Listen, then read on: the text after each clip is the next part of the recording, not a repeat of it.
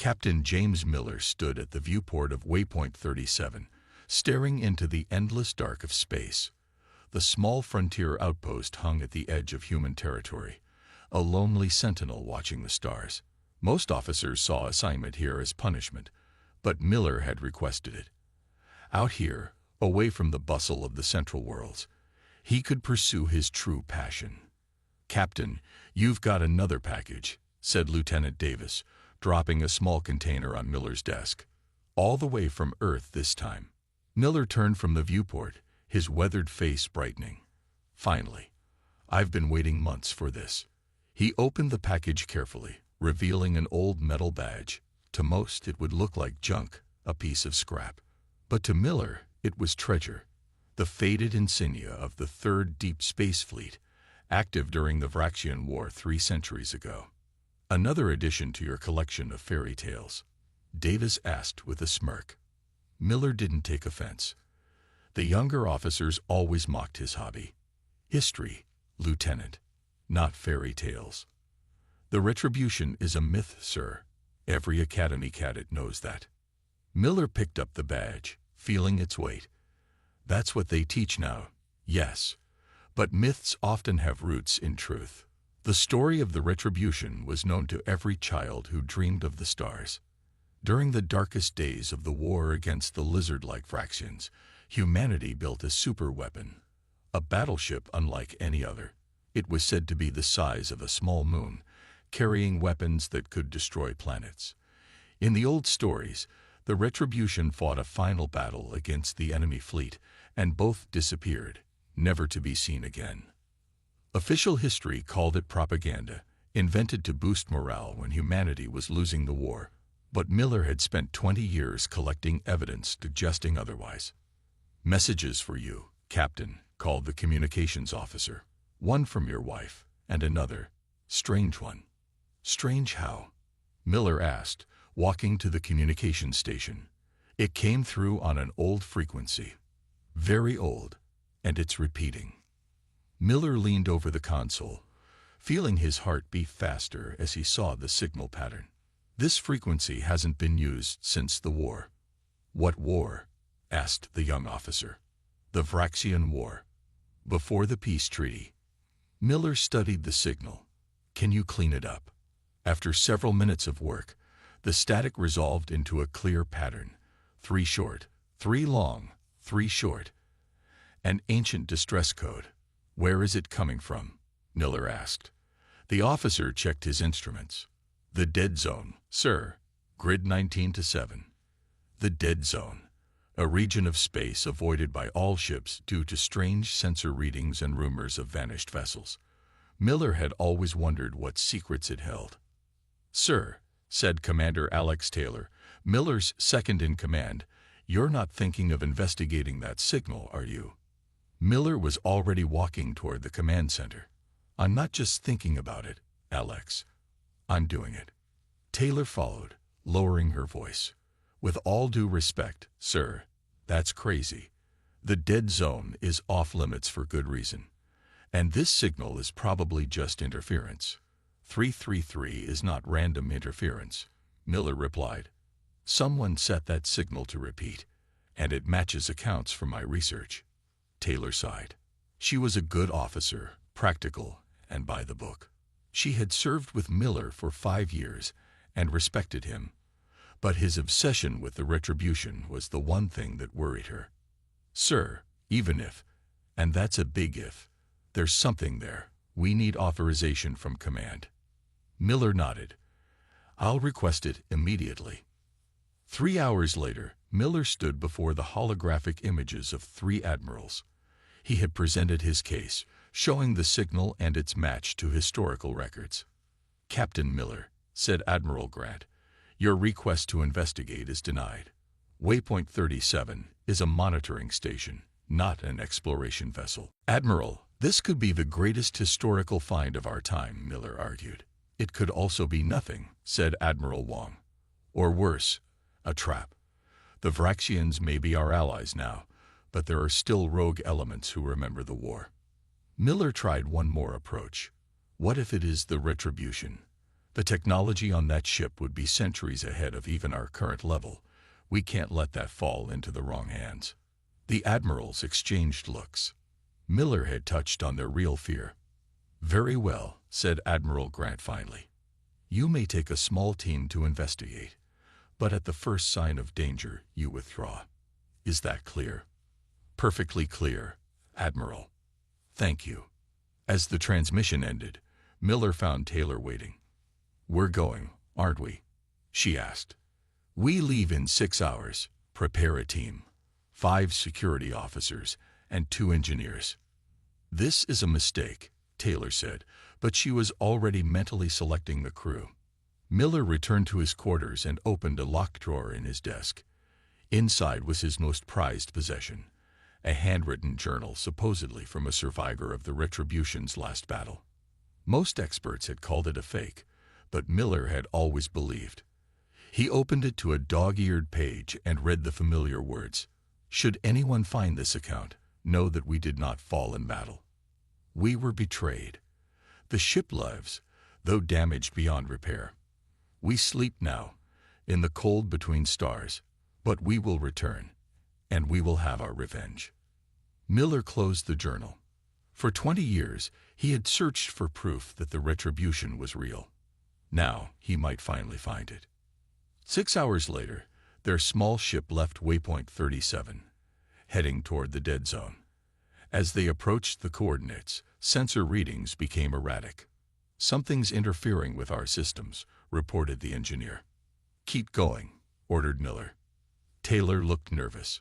"Sir, if our sensors fail completely, we'll be blind out here."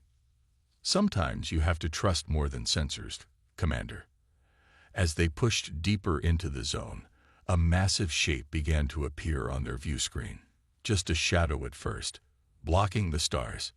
But as they drew closer, the outline became clear. A ship, the largest any of them had ever seen. Old and battle-scared, but unmistakably human in design. "My God," whispered Taylor, her doubts evaporating. "It's real." Miller stared at the massive vessel, emotion tightening his throat. There, emblazoned on the hull in faded letters, was the name he had searched for his entire career. Retribution. "Not just real," Miller said quietly. "It's alive." As if in response to his words, lights began to flicker along the ancient battleship's hull, waking after centuries of darkness. "Approach with caution," Miller ordered as their small scout ship edged closer to the massive battleship. The Retribution hung in space like a sleeping giant, its hull scarred with the marks of ancient battles. "No response to our hails," reported Lieutenant Davis from the communications station. "If there's anyone alive in there, they're not talking." Commander Taylor studied the sensor readings, her earlier skepticism replaced by professional concern. "The ship's power systems are active, but minimal. Life support appears to be functioning in some sections, but at very low levels." Miller couldn't take his eyes off the view screen. The Retribution was even more impressive than the stories described. Nearly 2 kilometers long, with weapon ports that could house cannons bigger than their entire scout ship. This was a vessel built for one purpose: to end a war. "I'm detecting a docking bay on the starboard side," said Officer Wilson, their pilot. "The doors are partially open. We could slip inside." "Do it," Miller said. "Slow approach, no sudden movements. If that ship's defense systems are still active, we don't want to trigger them." Their scout ship glided toward the ancient battleship, passing through the partially open bay doors into a cavernous hangar. Emergency lights flickered dimly, casting long shadows across rows of fighter craft, designs no one had seen in centuries. "These ships are perfectly preserved," Taylor whispered, awe evident in her voice. "Look at the technology. It's nothing like our historical records." When they landed, Miller divided the team. "Taylor, you and Davis check the bridge. Wilson, take the engineers to the engine room. I want to know what's keeping this ship powered after all this time. The rest of you come with me to find the crew quarters." They sealed their environment suits. The air aboard the Retribution might be toxic after centuries, and entered the silent corridors of the legendary battleship. Miller led his team through hallways that seemed to stretch forever. Unlike the smooth, white corridors of modern ships, the Retribution's passages were industrial, built for war rather than comfort. Occasionally, they passed signs of battle, scorch marks on walls, sections where emergency bulkheads had sealed off breaches. "Captain, look at this," said Security Officer Patel, pointing to a sealed door marked CRYOB1. Miller's heart raced. The journal he'd read had mentioned the crew entering cryosleep. "Can we get this open?" The team's engineer, Dr. Foster, examined the control panel. "It's an old system, but I think I can bypass it." After a few minutes, she announced, "Got it." The door slid open with a hiss of escaping air. Inside was a large chamber filled with rows of cryopods, each containing a human form. Frost covered the transparent tops, making it difficult to see the faces within. "Are they alive?" Patel asked. Foster checked a still-functioning terminal. "According to this, yes. The pods are all in working order. These people have been in suspended animation for over 300 years." Miller approached the nearest pod, wiping away the frost to reveal the face of a young officer, his expression peaceful in frozen sleep. "They survived," he whispered. "All this time, they were here, waiting." Miller's radio crackled. "Captain, this is Taylor. We've reached the bridge. You need to see this." 20 minutes later, Miller stood on the bridge of the Retribution, staring at holographic displays that shouldn't have been possible with the technology of that era. "The ship's AI is still functioning," Taylor explained. "It's been running on minimal power, maintaining life support for the cryobase and watching for something." "Can we communicate with it?" Miller asked. "We've been trying, but it's not responding fully. I think it's defensive. It doesn't recognize us." As if in response to her words, the holographic displays flickered, and a computerized voice spoke. "Unidentified personnel detected. Security protocols engage. Identify yourselves or face defensive measures." Miller stepped forward. "I am Captain James Miller of the Human Alliance starship Waypoint 37. We are human, like the crew of this vessel. Genetic verification required." The AI responded. A beam of light scanned each of them. "Human genetic patterns confirmed, but uniforms and equipment do not match records. Temporal anomaly detected. Current stardate verification required." Miller gave the date according to the standard calendar. There was a long pause. Then, "Data indicates a temporal displacement of 327 standard years, awaiting command authorization to proceed." "We don't have command authorization," Taylor said quietly. "We're not from their time." Miller thought quickly. "Computer, we are descendants of the human forces you were designed to serve. We detected your distress signal and came to investigate." Another pause. "Partial access granted. Critical systems remain locked. Full access requires command-level authorization from Captain Thomas Reed or designated successor." The holographic displays change, showing detailed scans of the ship. Most systems were damaged, but the ship's core functions and its weapons were intact. "Look at this technology," Dr. Foster said in awe, examining the displays. "Some of these systems are beyond anything we have even now." "How is that possible?" "The history books got it wrong," Miller said. "The Retribution wasn't just propaganda.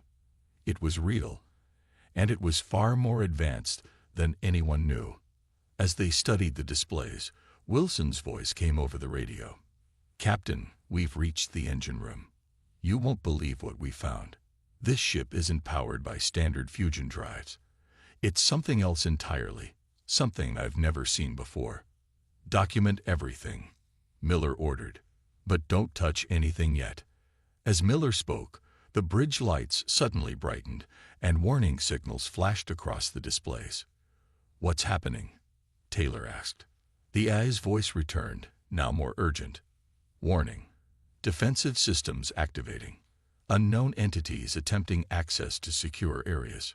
Security protocols engage. There's someone else on board, Miller realized.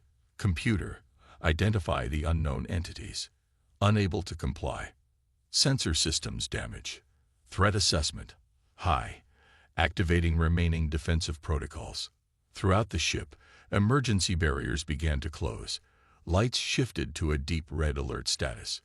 Everyone back to the ship now, Miller ordered. As they rushed back through the corridors, Miller heard mechanical sounds ahead, the whir of servos and the heavy tread of metal on metal. Down, he shouted, pulling Taylor behind a bulkhead just as a security drone rounded the corner. It was humanoid in shape but clearly mechanical, armed with weapons built into its arms. The drone paused, its sensors scanning the corridor. Miller held his breath, praying their environment suits would mask their heat signatures. After what seemed like an eternity, the drone moved on, continuing its patrol. The AI doesn't fully trust us, Taylor whispered. It's treating us as potential threats. We need to find a way to communicate with it properly, Miller said. And we need to wake someone who can give us the command authorization. They made it back to the hangar bay, where the rest of the team was already waiting at their ship. What do we do now, Captain? Taylor asked as they sealed the hatch. Miller looked back at the silent corridors of the Retribution, feeling the weight of history around him. We need to gain its trust, and to do that, we need to learn exactly what happened to this ship and why it's been waiting for 300 years. As their scout ship prepared to leave the hangar, the AI's voice came through their communications system one more time. Warning to unidentified human personnel. The Retribution awakens. Our mission continues. Revenge will be ours. Miller exchanged glances with Taylor. Whatever happened to this ship and its crew, he said quietly, they think they were betrayed. And they've been waiting a very long time to settle the score. Captain Miller sat in the small conference room aboard their scout ship, facing his team. The Retribution loomed outside their viewport, silent and threatening. We need a plan, Miller said. That ship is a historical treasure, but its AI sees us as potential enemies. Commander Taylor nodded, and it mentioned revenge. Revenge against whom? The war with the Vraxians ended centuries ago. Lieutenant Davis, who had been analyzing the limited data they gathered, spoke up. Captain, I've been reviewing the ship's communication logs that we were able to access. The last entries mention a battle, but not against Vraxians. Not against Vraxians. Miller leaned forward. Then against whom? Other humans, Davis said quietly. There are references to traitors and collaborators. The room fell silent as they absorbed this information. The history of the Vraxian War taught that humanity had united against a common enemy. The idea of human betrayal during that desperate time was shocking. We need more information, Miller decided. And there's only one way to get it. We need to wake someone up. Sir, that's extremely risky, Dr. Foster warned. Those people have been in cryosleep for over 3 centuries. The medical complications alone. I understand the risks, Miller interrupted. But we need answers, and we need someone who can command that eye. After much debate, they agreed on a plan. They would return to the Retribution with medical equipment and attempt to revive the ship's commander, who would likely have the highest authorization level. Hours later, they docked once again with the ancient battleship. This time, the AI did not immediately activate defensive measures, seemingly having assessed they weren't an immediate threat. Computer, Miller called out as they re-entered the ship, we wish to communicate with your commander.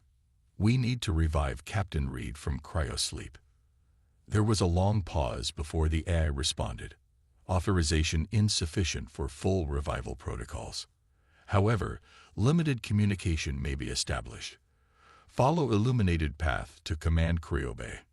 Lights flickered on along the corridor floor, creating a path deeper into the ship than they had ventured before. It's cooperating, Taylor said, sounding surprised. Why the change? Maybe it's had time to analyze us, Miller suggested. Or maybe it's just curious.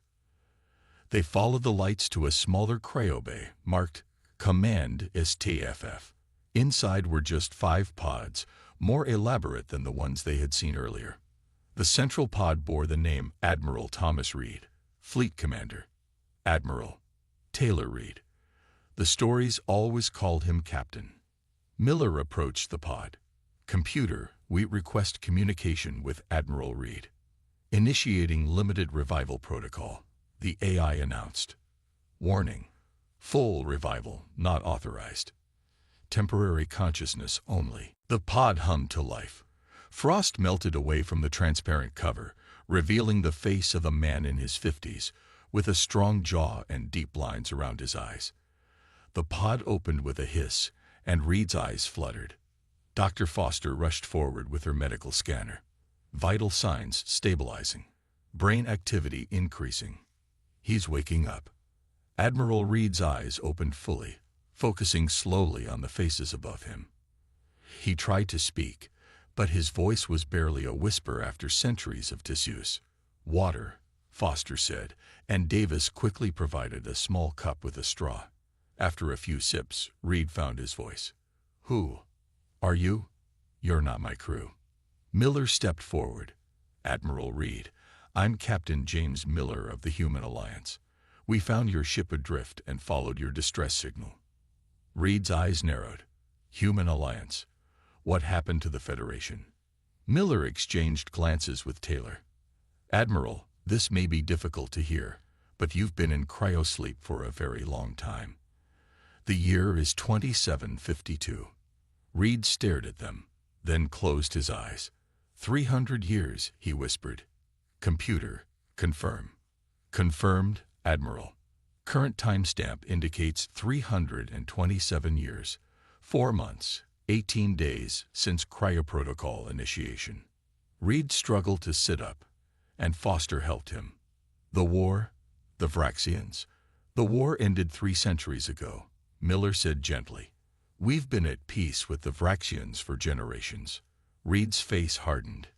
"Peace with those monsters? After what they did?" "History records that both sides were exhausted by the conflict," Taylor explained. "A treaty was signed. The Vraxians retreated to their territory, and humanity rebuilt." "And the traitors?" Reed asked. "What happened to those who betrayed us?" Miller hesitated. "Admiral, our history doesn't mention any betrayal. The retribution is barely a footnote, a propaganda story created to boost morale." Reed laughed, a harsh sound. "Propaganda? Is that what they call us? The greatest warship ever built, with a crew of 15,000, and they erased us from history." "What really happened, Admiral?" Miller asked. "Why did the retribution disappear?" Reed's eyes burned with old anger. "We didn't disappear. We were betrayed. Sabotage. By our own people, high-ranking officials who made secret deals with the Vraxians." He gestured weakly around him. "This ship was humanity's last hope. We had technology decades ahead of anything else, weapons that could end the war in one decisive strike. But the night before our final mission, saboteurs struck. They damaged our main drive, our weapons systems." Reed's voice grew stronger as he spoke. "We managed to escape, but we were crippled. I made the decision to hide in this sector and put the crew in cryosleep while the automated systems repaired what they could. We left a distress signal that only true allies would recognize." Miller pulled out his old journal. "Someone did. A survivor. They wrote this."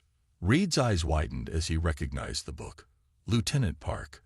I ordered her to take our last shuttle, to tell the truth about what happened. They let her live. The journal was dismissed as a fake," Miller explained. "But I always believed." Reed closed his eyes again, processing everything. "And now we're relics of a forgotten war." "Not forgotten," Miller said. "Misunderstood. Admiral, your ship contains technology that's still advanced by our standards. How is that possible?" Reed smiled faintly. "Project Prometheus. Our scientists made breakthroughs. Quantum computing, advanced AI, energy weapons beyond anything we'd had before. The Retribution wasn't just a battleship. It was a leap forward for humanity. A leap that was buried, Taylor said thoughtfully. If traitors really did betray you to the Vraxians, then they wouldn't want evidence of their betrayal floating around. Miller finished. They'd want the retribution forgotten. Reed tried to rise from the pod but was too weak. I need to see what's become of the world. My crew, can they be revived? With time and proper medical facilities, yes, Foster said. But not all at once, and not here. Admiral, Miller said carefully, you mentioned revenge earlier. Through your ship's eye. Revenge against whom? The traitors are long dead. Reed's expression darkened. Are they? Computer, full system activation. Authorization. Reed, Thomas J. Admiral. Federation ID 9275 Alpha. Around them, the ship hummed as systems that had been dormant for centuries came online. Lights brightened throughout the vessel. Full access granted, the AI announced. All systems online. Welcome back, Admiral Reed. Show me the Vraxian Empire, current configuration, Reed ordered. A holographic display appeared, showing a map of known space. The Vraxian territory glowed red, much larger than Miller had expected. That's not right, Taylor said, studying the map. The treaty limited their expansion. This shows they've doubled their territory. Reed nodded grimly. The betrayal continues. Computer, show military buildup in Vraxian space over the last 50 years. The display changed, revealing massive fleet movements and weapons installations, all hidden just beyond standard scanning range. Miller stared at the data in shock. They've been preparing for war this entire time. But our intelligence never detected this. Because someone didn't want you to see it, Reed said. The descendants of those who betrayed us. They are still protecting their Vraxian masters. He locked eyes with Miller. Now do you understand? The revenge isn't just for what happened 3 centuries ago. It's to stop what's about to happen now. Which is what? Taylor asked. Reed's voice was cold. The final elimination of humanity. The plan they'd been working toward all along. Captain Miller stood in the Retribution's massive command center, watching as Admiral Reed, now stronger after medical treatment, paced before the holographic displays.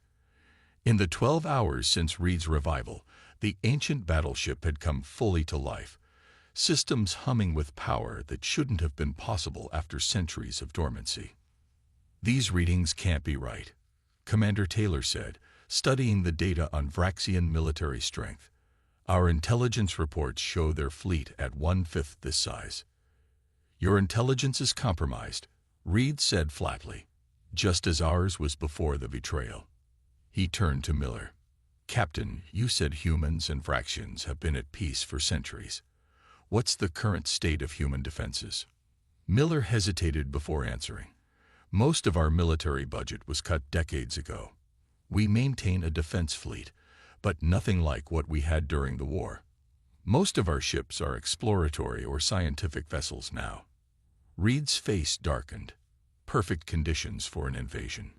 Dr. Foster, who had been monitoring Reed's vitals, looked troubled. Admiral, with all due respect, is it possible your perspective is colored by your experiences? 300 years have passed. Perhaps the Vraxians have changed. Reed smiled without humor. Doctor, have you ever met a Vraxian? Yes, Foster replied. The medical exchange program has several Vraxian doctors. I've worked with them. And did they tell you about their life cycle? About the Great Molting? Foster looked confused. They're private about their biology. For good reason, Reed said. Every 75 years, their species undergoes a biological transformation. Their current forms, the ones walking among you as Alice, are just one phase. During the Great Molting, they change, become more aggressive, more predatory. He turned to the holographic display. Computer, show historical records of the Vraxian life cycle. Classified file read 7. The display changed to show biological scans of Vraxian physiology, revealing a transformation that turned the relatively humanoid aliens into something far more terrifying.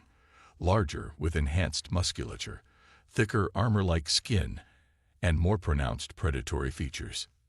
"This is what we faced in the war," Reed explained, "not the diplomats you know today. And according to my calculations, they're due for another great molting within the next 5 years." The implications hung heavy in the air. "They've been building their military while in their peaceful phase," Miller said slowly, "preparing for when they transform, and positioning themselves throughout human space." Reed added, "Tell me, Captain, how many Vraxians live among humans now?" "Millions," Taylor answered. "They have embassies, cultural centers, and exchange programs on almost every major world." Reed nodded grimly. "Sleeper agents, all of them. When the molting comes, they'll strike from within while their main fleet attacks from without." Lieutenant Davis, who had been quiet until now, spoke up. "If what you're saying is true, Admiral, we need to alert the Alliance immediately." "And say what?" Taylor asked. "That a 300-year-old admiral from a ship that's supposed to be a myth tells us our allies are planning to exterminate us. They'll think we've lost our minds." "We need proof," Miller said. "Hard evidence of Vraxian intentions." Reed moved to a secure console and entered a complex series of commands. "During our last mission, we collected intelligence from deep within Vraxian space, information about their long-term plans. The data was one reason they sabotaged us. They knew we had discovered their true intentions." The screen displayed ancient files, encoded in a format no longer used. "Can you decode these?" Miller asked. Reed nodded. "Computer, decode files using Prometheus algorithm. Authorization read Omega 9. As the files began to decrypt, the ship's sensors suddenly blared an alert. "Proximity warning," announced the AI. "Vessel approaching. Configuration matches Vraxian scout class." "They found us," Taylor said, moving to a tactical display. "How?" "We were careful with our approach." Reed's expression hardened. "They'd been watching this sector all along. They never stopped looking for us." "We need to leave," Davis urged. "Return to Alliance space and report what we found." Reed shook his head. "The Retribution isn't fully operational yet. We'd never outrun them." He turned to Miller. "Captain, your ship could escape. Take the data we've decoded and return to your command." Miller studied the tactical display, noting the Vraxian ship's approach vector. "They'd catch us before we reached the jump point. Besides, I'm not leaving the Retribution to be captured again." Reed seemed to reach a decision. "Then we fight. Computer, activate defensive systems. Prepare to engage." "Weapons systems at 40% capacity," the AI reported. "Full combat capabilities not recommended." "Admiral," Miller cautioned, "we're not at war with the Vraxians. Firing on their ship would violate the treaty." "A treaty they've been violating for centuries," Reed countered. "But I take your point. Let's see what they want first." The communication system activated, and a Vraxian face appeared on the main screen. Unlike the relatively benign appearance of modern Vraxian diplomats, this one had harder features. A military officer, his scales darker and ridge more pronounced. "Attention human vessel," the Vraxian said in perfect common. "You have entered restricted space. Power down and prepare to be boarded." "Restricted by whose authority?" Miller asked. "This sector is neutral territory under the Treaty of Armstrong." The Vraxian's eyes narrowed. "Your vessel has been detected interfacing with a derelict warship containing restricted technology. By order of the Vraxian Protectorate, we are confiscating this derelict." Reed stepped forward, into view of the communication panel. "This ship is under my command, Vraxian. It is not derelict, and you have no authority here." The Vraxian officer's expression changed to one of shock as he recognized Reed. "Impossible. You should be dead." "As you can see, I'm very much alive," Reed replied coldly. "As is the Retribution." The Vraxian recovered quickly. "Admiral Reed, your ship was reported destroyed over 3 centuries ago." "Reported by whom?" "The traitors who tried to sabotage us. Or your government, which helped them. A tense silence followed. Then the Vraxians' posture changed, becoming more formal. Admiral Reed, the war ended long ago. We are at peace with humans now. Allow us to escort you back to Alliance space, where historians will be eager to speak with you. Reed laughed harshly. And scientists eager to dissect my ship's technology. I think not. The Vraxian's voice hardened. That ship contains weapons in violation of treaty agreements. It must be surrendered. How interesting that you know what weapons this ship contains, Reed noted, when according to history, the Retribution never existed beyond propaganda. The Vraxian officer's composure slipped briefly. We have detailed records. Of a ship you claimed never existed, Miller interrupted, seeing the trap Reed had laid. You've been monitoring this sector, waiting for the Retribution to reappear, which means you knew it was here all along. The Vraxian's face showed cold anger now.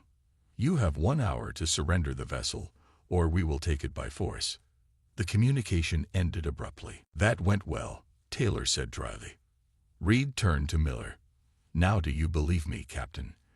They feared the Retribution's return for centuries. Miller nodded slowly. But one Vraxian scout ship isn't much of a threat, even with our systems at partial power. That's not their real threat, Reed said, pointing to the tactical display. Look at their position. They're maintaining distance, just beyond our weapon range. Taylor understood first. They're stalling, waiting for reinforcements. Exactly, Reed confirmed. And when their battle fleet arrives, we'll be outnumbered. Miller made his decision. Then we need to act now. Admiral, can this ship still fight? The Retribution was built to face an entire Vraxian fleet, Reed said, a fierce light in his eyes. One scout ship. We'll show them why they feared us for 3 centuries. He turned to the command console. Computer, target Vraxian vessel. Prepare to fire warning shot. Let's remind them who they're dealing with. As the Retribution's weapons systems came online, the massive ship trembled with power that had lain dormant for centuries. Weapon charge, reported the AI. Target locked. Reed looked at Miller, seeking confirmation. This would be an act of war. But war, Miller now realized, had never truly ended. Miller nodded. Fire. A beam of energy, unlike anything in modern weapon systems, lanced out from the Retribution, passing just meters from the Vraxian ship's hull. The scout vessel immediately began evasive maneuvers. Message sent, Reed said with grim satisfaction. Now we prepare for their response. As if on cue, the tactical display lit up with new contacts. Dozens of them, emerging from jump points on the edge of the system. That's not a response, Miller said, staring at the display. That's an invasion fleet. The command center of the Retribution fell silent as everyone stared at the tactical display. Dozens of Vraxian warships were moving into attack formation, their weapons signatures flaring as they powered up. That's a full battle fleet, Taylor whispered. They were waiting just outside the system.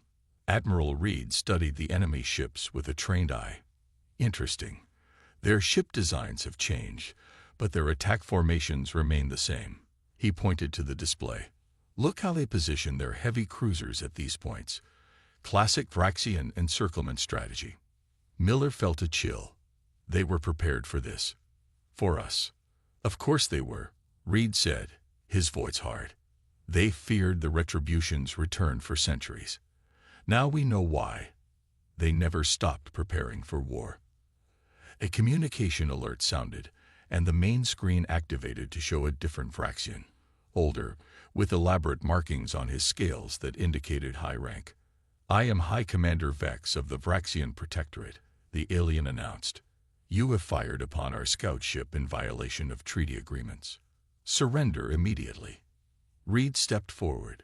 This is Admiral Thomas Reed of the Federation battleship Retribution. Your forces have been building in violation of the treaty for decades. We will not surrender. The High Commander's face showed no surprise at seeing Reed. Admiral Reed, your reputation survived the centuries, as did your misunderstandings about our intentions. "There's no misunderstanding," Reed replied coldly. "We have the evidence, your plans for the Great Molting, your strategic positioning throughout human space. You never intended peace." Vex's expression changed subtly. "The humans of your time were not ready to understand our biology or our culture. Those who came after were more accommodating." "You mean those who betrayed us," Reed said, "who sabotaged my ship and erased us from history." "A regrettable necessity," Vex responded. "Your vessel represented a threat to peaceful coexistence." Miller stepped into view. "And your fleet? Is that for peaceful coexistence too?" Vex turned his attention to Miller. "Captain, I suggest you and your crew leave the Retribution immediately. This matter predates your lifetime. There is no need for you to die over ancient history." "Ancient history that's about to repeat itself," Miller replied. "Your fleet proves everything Admiral Reed has said." Vex's patience visibly thinned. "This is your final warning. Abandon that vessel, or we will destroy it, with you aboard." Reed cut the communication. "He's stalling again," he said to Miller, giving their ships time to move into optimal firing positions. He turned to the weapons console. "Computer, what's our combat status?" "Defensive shields at 68% capacity," the AI reported. "Main weapons at 43%. Secondary systems online. Estimated combat effectiveness, 52% of optimal." "Not ideal," Reed admitted, "but we faced worse odds." Miller looked at his team. They hadn't signed up for this, a battle against overwhelming forces in a 300-year-old war. "We should try to contact Alliance Command," he suggested. "Tell them what's happening here." "The Vraxians are jamming all outgoing communications," Davis reported from the communications station. "We're cut off." Reed nodded grimly. "They don't want evidence of their treachery reaching your government." He studied the tactical display again. "We have one advantage they don't expect." "What's that?" Taylor asked. "The Prometheus Protocol," Reed said.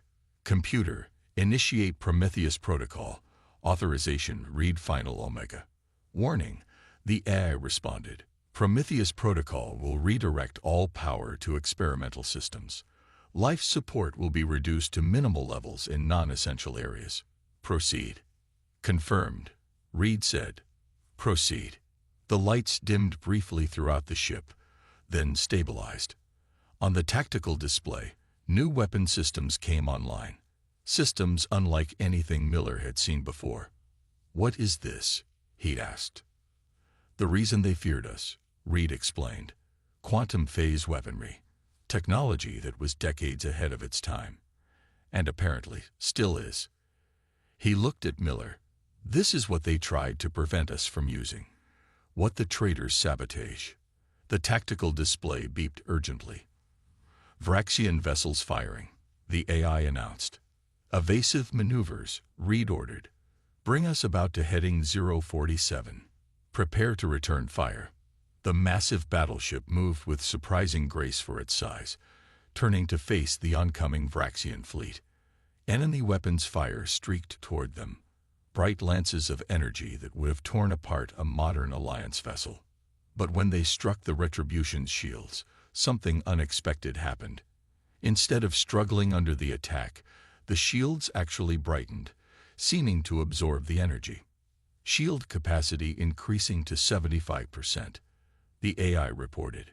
Energy absorption systems functioning. Reed smiled for the first time since his awakening. They've forgotten what the Retribution can do. Their weapons are actually making us stronger. "That's impossible," Foster said, staring at the readings. "Not impossible," Reed corrected. "Just beyond your current science. The Prometheus project developed technology that could convert enemy weapons fire into usable energy." He turned to Miller.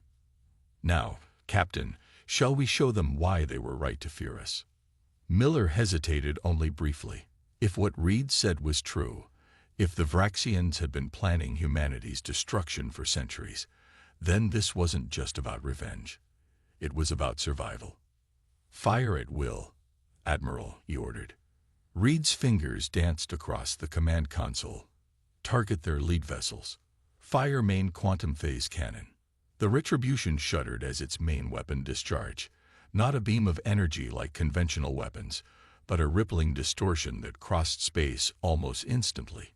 When it reached the first Vraxian cruiser, the enemy ship simply came apart, its matter destabilizing at the quantum level. 3 more Vraxian ships suffered the same fate before the fleet scattered in panic, breaking their careful formation. "My God," Taylor whispered. "1 shot each." "Now they remember," Reed said, his voice quiet but intense. This is what they feared, a weapon they couldn't defend against. The Vraxian communication channel activated again. High Commander Vex's face showed controlled fury. "This proves everything we have maintained for centuries. Your species created a weapon of mass destruction. You forced us to take action." "You betrayed us first," Reed countered. "You planned our extinction while pretending to negotiate peace." "And now," Vex demanded, "will you destroy our entire fleet, reignite a war that ended generations ago?" Reed looked at Miller, leaving the decision to him. Miller stepped forward. "We don't want war, Commander. We want truth. Stand down your fleet and agree to immediate discussions with the Human Alliance about your treaty violations. Otherwise," he let the threat hang unspoken, gesturing to the destroyed Vraxian ships. Vex's scaled face showed calculation. "You are outnumbered. Your weapon is formidable, but our fleet can overwhelm you with concentrated fire." "Perhaps," Reed acknowledged. "But how many ships will you lose before that happens? Half your fleet? More?" He stepped closer to the screen. "And what happens when we release all our data to the Human Alliance? The evidence of your deception, your treaty violations, your plans for the Great Molting." Vex's eyes narrowed. "What do you propose?" As Captain Miller said, "Immediate discussions with the Human Alliance.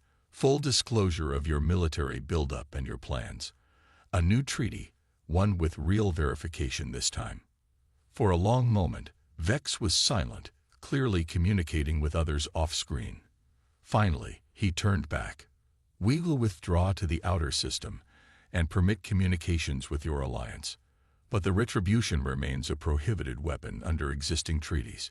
It cannot be allowed to operate freely." "The Retribution will be placed under Alliance control," Miller said. "Its technology studied by human scientists, not dismantled or surrendered." Another pause, then a curt nod. "Agreed. For now." The communication ended. The Vraxian ships began to pull back, maintaining a wary distance from the Retribution. "They'll be back," Reed said quietly.